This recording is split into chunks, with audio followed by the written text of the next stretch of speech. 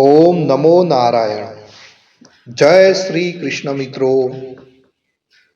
ચેનલમાં ફરી એકવાર આપ સર્વેનું હાર્દિક સ્વાગત કરું છું. મિત્રો, નારાયણ કવચ અત્યંત પાવન અને શક્તિશાળી સ્તોત્ર છે, જે શ્રીમદ ભાગવત મહાપુરાણમાં છઠ્ઠા સ્કંદના 8મા અધ્યાયમાં આવેલું છે. આ કવચનું પઠન આપણી અંદર દૈવી શક્તિઓને જગાડે છે અને બધી બાજુઓથી આપણે રક્ષણ આપે છે.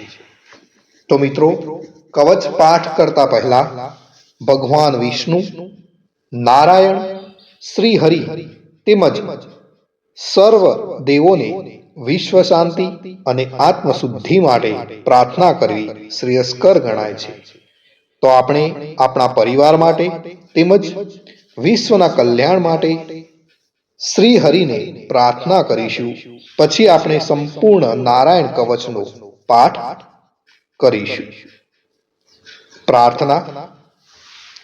હે પરમ નારાયણ, અનંત અનાદિ વાસુદેવ, હે જગતના ત્રાતા, ધર્મના રક્ષક, આજે હું આપની શરણ આવી ભય મુક્તિ, શાંતિ અને શુદ્ધિ માટે હું મારા મન, વાણી અને કર્મથી આપની આરાધના કરું છું. હે દયાના સાગર, અમારી ભૂલ ચૂકને માફ કરી અમારું રક્ષણ કરો. આજનો નારાયણ કવચ પાઠ કેવળ મારા માટે નહીં, પણ સંસારના સર્વ જીવોના કલ્યાણ, શાંતિ અને પરમ શ્રેય માટે હું કરું છું. હે હરિ, મારા આંતરિક અને બાહ્ય દુઃખોને નાશ કરો. મને સત્પથ પર ચલાવો. મારું મન હંમેશા આપના ચરણોમાં અડગ રહે એવી કૃપા કરો. ઓમ નમો નારાયણ. તો મિત્રો, આપણે નારાયણ કવચનો આ પાઠ સંપૂર્ણ સાંભળીશું, તો જ એમાં કહેવામાં આવેલું ફળ કથન આપણે પ્રાપ્ત કરી શકીશું. તો મિત્રો, આપણે નારાયણ કવચ સાંભળતા પહેલા કોમેન્ટની અંદર જય શ્રી કૃષ્ણ લખીશું અને ત્યાર પછી આપણે સંપૂર્ણ નારાયણ કવચ સાંભળીશું. અને સાંભળ્યા પછી આપણા જે પણ મિત્રો હોય એમને પણ જરૂરથી શેર કરીશું. તો ચાલો શરૂ કરીએ છીએ મિત્રો નારાયણ કવચનો પાઠ. શ્રીમદ ભાગવતના છઠ્ઠા સ્કંદના 8મા અધ્યાયમાં શ્રી નારાયણ કવચ ત્વષ્ટા ઋષિના પુત્ર વિશ્વરૂપ ઇન્દ્રને કહે છે.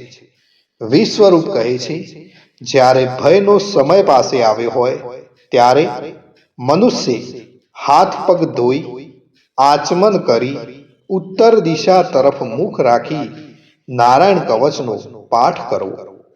જ્યારે ભય આવે ત્યારે શ્રી નારાયણ રૂપ નામનું બખ્તર ધારણ કરવું.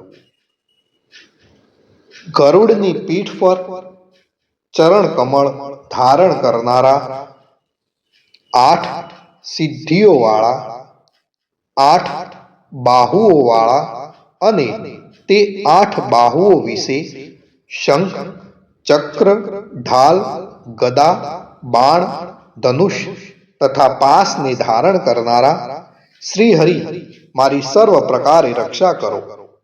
જળમાં મત્સ્ય અવતારધારી ભગવાન જલ તંતુઓથી તથા વરુણના પાસથી મારી રક્ષા કરો. માયાથી બટુક બનેલા વામનજી સ્થળમાં મારી રક્ષા કરો. શ્રી વિશ્વરૂપ ત્રિવિક્રમ ભગવાન આકાશમાં મારી રક્ષા કરો. જેના અટ્ટહાસ્યથી દિશાઓ ગાજી ઉઠી હતી અને ગર્ભિણીઓના ગર્ભ પડી ગયા હતા તેવા નૃસિંહ ભગવાન દુર્ગ, ફન અને યુદ્ધ ભૂમિમાં મારી રક્ષા કરો. પોતાની દાઢથી પાતાળમાંથી પૃથ્વીનો ઉદ્ધાર કરનાર ભગવાન યજ્ઞમૂર્તિ વરાહ માર્ગમાં મારી રક્ષા કરો. પરશુરામ ભગવાન પર્વતોના શિખરોમાં મારી રક્ષા કરો. અને ભરતના મોટા ભાઈ રામ તથા લક્ષ્મણ પ્રવાસમાં અમારી રક્ષા કરો. ઉગ્ર ધર્મ અને પ્રમાદથી નારાયણ ભગવાન મારી રક્ષા કરો. નિંદાથી નર ભગવાન ને યોગ ભ્રષ્ટ થતા યોગેશ્વર દત્તાત્રેય ભગવાન મારી રક્ષા કરો. ત્રણેય ગુણોના સ્વામી ભગવાન કપિલ કર્મ બંધનથી મારી રક્ષા કરો. સનંત કુમાર કામદેવથી મારી રક્ષા કરો. હયગ્રીવ ભગવાન રસ્તામાંથી જતા અને દેવોને પ્રણામ ન કરવા રૂપી અપરાધમાંથી મારી રક્ષા કરો. હે દેવર્ષિ શ્રેષ્ઠ મુનિ નારદ ભગવાન, ભગવાનની પૂજામાં જે કોઈ વિઘ્ન નડે તેનાથી મારી રક્ષા કરો. અને કૂર્મ અવતાર શ્રી હરિ સર્વ પ્રકારના નરકમાંથી મારી રક્ષા કરો. અયોગ્ય ખોરાક ખાવાથી ભગવાન ધન્વંતરી મારી રક્ષા કરો. જીતેન્દ્રિય ભગવાન ઋષભદેવ કામ ક્રોધ આદિના ભયમાંથી મારી રક્ષા કરો. યજ્ઞ અવતારી ભગવાન લોક અપવાદથી મારી રક્ષા કરો. બલભદ્ર ભગવાન મનુષ્ય તરફથી થનારા ઉપદ્રવોમાંથી મારી રક્ષા કરો. અને ક્રોધાવેશ સર્પ ગણોથી શેષ ભગવાન મારી રક્ષા કરો. ભગવાન વેદવ્યાસ અજ્ઞાનથી મારી રક્ષા કરો. આ પાખંડીઓના ટોળામાંથી ભગવાન બુદ્ધ મારી રક્ષા કરો. ધર્મની રક્ષા કરવા માટે અવતાર લેનાર ભગવાન કલ્કી કાળના મળરૂપ આ કળિયુગથી મારી રક્ષા કરો. હે કેશવ ભગવાન પ્રભાતમાં ગદાથી મારી રક્ષા કરો. હે વેણુધર ભગવાન ગોવિંદ આ સંકટ કાળમાં મારી રક્ષા કરો. ઉદાત શક્તિ નારાયણ ભગવાન પ્રાહન કાળમાં મારી રક્ષા કરો. અને ચક્રધારી ભગવાન વિષ્ણુ મધ્યાહન કાળમાં મારી રક્ષા કરો. મધુ દૈત્યને મારનારા ઉગ્ર ધનુર્ધારી ભગવાન વિષ્ણુ ત્રીજા પહોરમાં મારી રક્ષા કરો. બ્રહ્મા વિષ્ણુ અને રુદ્ર એ ત્રણ મૂર્તિવાળા ભગવાન માધવ સાય કાળમાં મારી રક્ષા કરો. ઇન્દ્રિયોના સ્વામી ઋષિકેશ ભગવાન પ્રદોષ કાળમાં મારી રક્ષા કરો. પદ્મનાભ ભગવાન કેવળ એક અર્ધ રાતથી પહેલાના કાળમાં અને અર્ધ રાતે મારી રક્ષા કરો.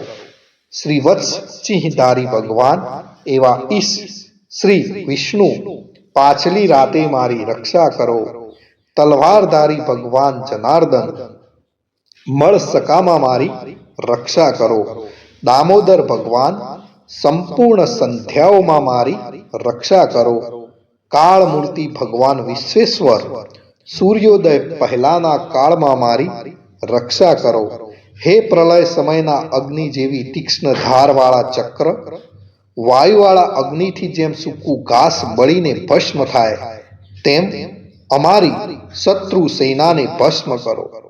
હે વ્રજના જેવા તીક્ષ્ણ સ્પર્શવાળા તણખાઓથી ભરેલી ગદા, તમે ભગવાનને પ્રિય છો. તમે કુષ્માંડ યક્ષ રાક્ષસ ભૂત તથા ગ્રહોનો ભૂક્કો કરી નાખો તથા મારા શત્રુઓના ચૂરે ચૂરા કરી નાખો. હે પંચજન્ય શંખરાજ શ્રી કૃષ્ણ ભગવાન તમને ફૂંકીને ભયંકર શબ્દ કરે છે અને તેનાથી શત્રુઓના હૃદય કંપે છે. હે પંચજન્ય શંખરાજ તમે રાક્ષસો, પ્રમથો, પ્રેતગણ, માતૃકાગણ, પિશાચ, બ્રહ્મ રાક્ષસ તથા બીજા ઘોર દ્રષ્ટિવાળાઓને નસાડી મૂકો.